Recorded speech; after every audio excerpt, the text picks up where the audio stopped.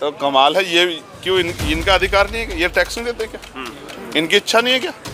इनको सम्मान नहीं मिलना चाहिए क्या? इनके यहाँ सुख सुविधाएं नहीं होनी चाहिए क्या? इनके यहाँ साफ सफाई नहीं होनी चाहिए क्या? ये जानवर हैं, दूसरे ग्रह के लोग हैं, ये नहीं जीना चाहते। इनकी परेशानियों का हल कौन करेगा? ये दिल्ली से बाहर के लोग हैं। तो मैं आपको स्पष्ट तौर पर कहना चाहता हूँ, हमारा तो एक MLA 50 MLA भारी पड़े, क्योंकि अम्बेडकरवादी MLA उसके मन में अपने क्षेत्र के लिए, अपने लोगों के लिए जिन्होंने वोट दिया, उनके अधिकार की रक्षा करना ड्यूटी है। उसको तनख्वाह मिलेगी, उसको तनख्वाह इसलिए मिलेगी जनता की आवाज़ उठाए। तो एक MLA का सामना नहीं कर पाएंगे, किसी पार्टी के 10 MLA मिलके हमारे एक MLA का सामना नहीं कर पाएंगे। मैं आपको विश्वास दिलाता हूँ। 0.2% वोट था, वो भी बोल रहे हैं। आप सोचो ना, जिनका वोटिंग परसेंट ही 1% नहीं था, वो भी आरोप लगा रहे हैं पार्षदों का चुनाव जीत लो। वो तो नहीं लड़ा मैं सब जगह, और बाकी चलो मैं 15 वोटा 65 जो अलग है उनको जीत लो भाई, वो 55 अलग है उनको जीत लो। तो भाई ऐसा है, ये तो आरोप हमारे तमाम नेताओं, बाबा साहब पे भी लगे, काशीराम साहब पे लगे, और हम पे भी लगेंगे, और लगने भी चाहिए। जो काम करेगा उसी पे तो आरोप लगेंगे भाई। पर एक बात और आ रही है कि चंद्रशेखर जो है वो बहन कुमारी मायावती जी को फोन मिलाते हैं और बात करने के लिए। ठीक है, बड़ों को क्यों, आपने अपने बड़ों को फोन मिलाते क्या भाई? मैं तो रिश्तों को निभाता हूँ, मैं अपने सब बड़ों को मिलाता हूँ, और बुलाना चाहिए और मिलना भी चाहिए। अपने बड़ों को भूलना चाहिए भाई? आप बताओ, जनता के लोगों को भूलना चाहिए क्या? उनके अनुभव की जरूरत नहीं क्या मुझे? वो अगर वो अनुभव नहीं देंगे तो मुझे वो काम सीख के करना पड़ेगा क्या भाई? सीमापुरी के लोगों, फिर कह रहा हूँ, चूक मत जाना, 5 तारीख को केतली का बटन दबाना और अपनी समस्याओं का हल 1 साल के अंदर पाना। ये नहीं कहूँगा कि जादू की छड़ी एक दिन में नहीं होता है, लेकिन मैं आपको गारंटी देता हूँ कि जैसे ही 2-3 सेशन होंगे, सरकार मजबूर हो जाएगी आपकी मांग को पूरा करने। 1 साल में आपकी तीनों मांग हम लोग पूरी करा के देंगे। चंद्रशेखर आजाद का आपसे वादा।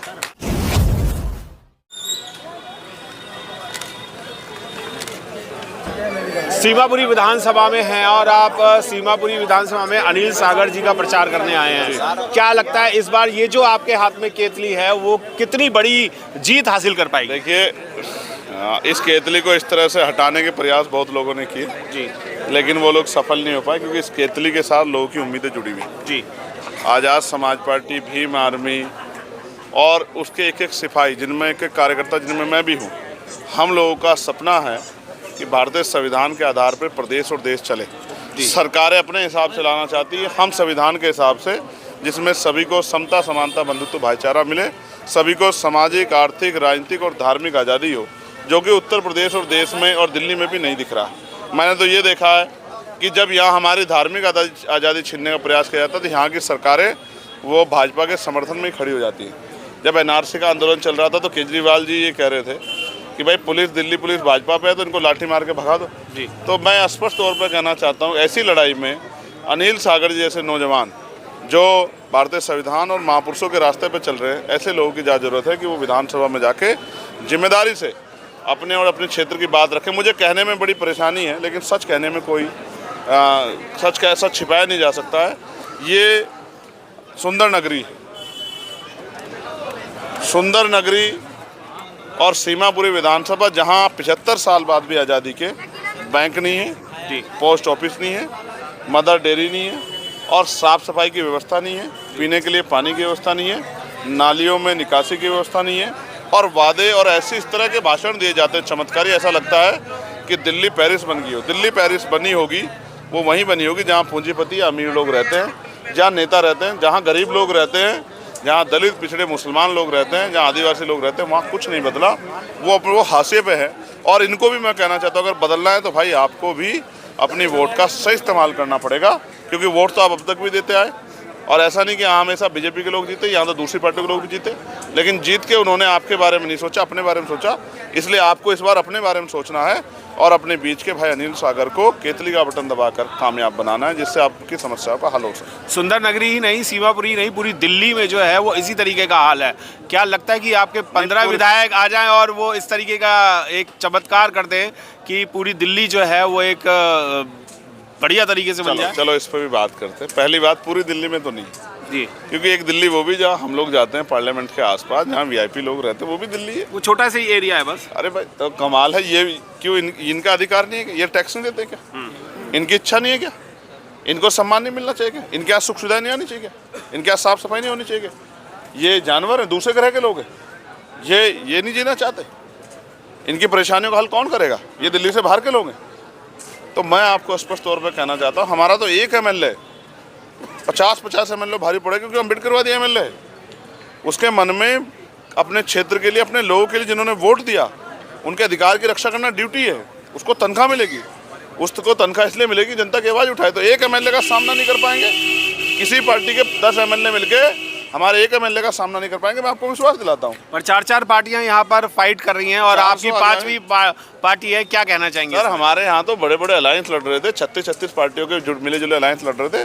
जब जनता साथ खड़ी होती है तो बड़े बड़े पटक जाते हैं। ये जनता है, जनता जिसको आशीर्वाद देती है, जिसके ऊपर हाथ रखती है, वो जो जमीन पे है वो अर्श पे चला जाता है, और जो अर्श पे है, जो कह रहा था मुझे कोई नहीं, वो फर्श पे चला जाता है। जी, ये जनता है, और जनता के लोकतंत्र यही तो है, जनता द्वारा जनता का शासन। जनता के हाथ में ताकत है, नौजवान खड़े हैं, अगर इन्होंने तय कर लिया बदलना है तो बदल जाएगा, कोई भी नहीं रोक सकता। पर माननीय बहन जी की जो पार्टी है बहुजन समाज पार्टी, वो लोग ये कह रहे हैं कि हमारा जानबूझ के वोट काटने के लिए आए हैं और भी वोट परसेंट और कम करने आए हैं। वो हो जाएगी भाई, उनकी सरकार थी, पिछली बार उनके 400 MLA जीते थे यहाँ 70 में से, इसलिए वो मेरे ऊपर इस तरह के आरोप लगा सकते हैं। उनका एक उत्तर प्रदेश, मैं तो 2 पे लड़ा, 78 पे तो वो लड़े थे, वहाँ नहीं उनका कोई जीता। पूरे देश में उनके लोग लड़े, वहाँ नहीं कोई जीता। पिछली बार यहाँ उनका वोट परसेंट कितना था आप बता दो, आप तो जानते हो जी, कितने % था आप बताओ। तो क्या आप जो पूछ रहे हो बताओ ना अनिल भाई, कितना था? 0.2% वोट था, वो भी बोल रहे हैं। भाई आप सोचो ना, जिनका वोटिंग परसेंट ही 1% नहीं था, वो भी आरोप लगा रहे हैं। तो फिर आप बहन जी को फोन क्यों मिलाते हैं? फिर आप पार्षदों का चुनाव जीत लो, वो तो नहीं लड़ा मैं सब जगह, और बाकी चलो मैं 15 लड़ा, 65 जो अलग है उनको जीत लो भाई, वो 55 अलग है उनको जीत लो।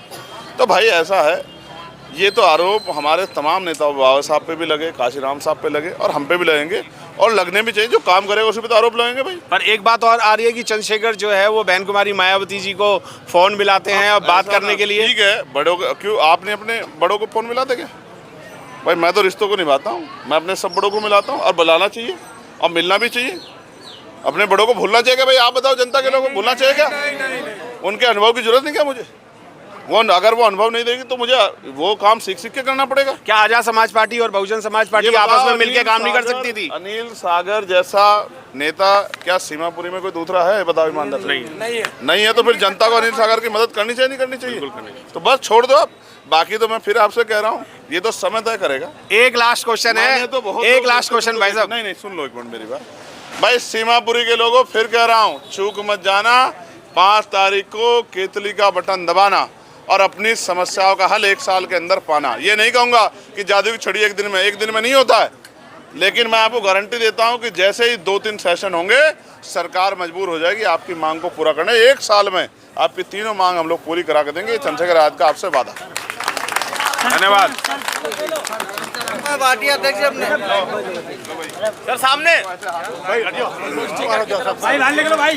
हेलो फोटो के भाई सर को हो जाओ बाबू।